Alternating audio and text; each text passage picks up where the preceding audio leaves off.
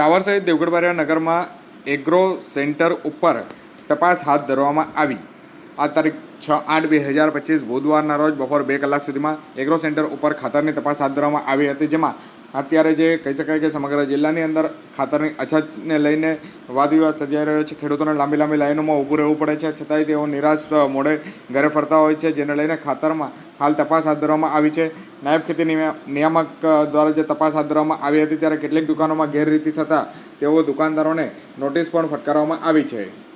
સરકારશ્રી દ્વારા એક રેગ્યુલરલી એક ચકાસણી માટે ડ્રાઈવ ચલાવવામાં આવે છે, જેમાં અન્ય જિલ્લાના અધિકારીઓ વર્ગ 1 અને વર્ગ 2 ના અધિકારીઓને ટીમ બનાવી જિલ્લાઓમાં એક સાથે જે રાસાયણિક ખાતરની વિક્રેતાઓ છે, ડીલર છે તેમજ હોલસેલર તેઓની ચકાસણી કરવા માટે જણાવેલ છે, જેમાં ખાતરના વેચાણની જે વ્યવસ્થા છે, જે નિયમ મુજબ ખાતરનું વેચાણ થાય છે કે કેમ તે બાબતે હાલમાં ચકાસણી ચાલી રહી છે।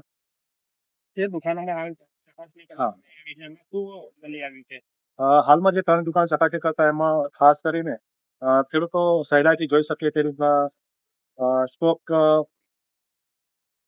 પત્રક અથવા તો એ રીતે જોઈ શકે તે મૂકવાનો હોય છે, અને સ્ટોક પત્રક તેમજ દરેક ખાતરનો એક ભાવ વેચાણ ભાવ ખેડૂતો સહેલાઈથી જોઈ શકે તે મુજબ મૂકવાનો હોય છે, જે લગભગ 3 દુકાનોમાં સ્ટોકનું અવેલેબિલિટી છે જે તે દુકાનમાં એ જોવા મળે નથી, અથવા તો જે યુરિયા અથવા ડીએપીનો ભાવ રજૂ કરવાનો છે જોવા મળે છે, જે અંગે તેમને નોટિસ પાઠવવામાં આવી છે।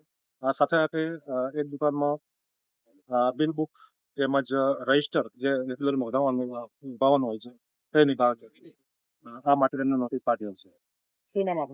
જેડી ચારેલ, નાયબ ખેતી નિયામક, છોટાઉદેપુર।